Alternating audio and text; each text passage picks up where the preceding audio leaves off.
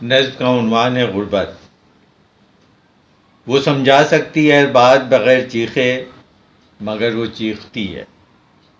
Depression की मरीज़ा है। वो माँ बनने की ख्वाहिश रखती है दिल में, उसके रहम में सरतान फैल रहा है। उसका शौहर उसे छोड़ गया है मामूली बात पर। सालन में नमक क्यों नहीं, नमक होता तो डालती। वो रो सकती है फूट फूट के, मगर नहीं रोती, क्योंकि उसकी आंख में मोतिया है। उसे मोतिया से इश्क है। वो अंधी हो जाएगी, मगर ऑपरेशन नहीं कराएगी, क्योंकि उसके पास पैसे नहीं हैं।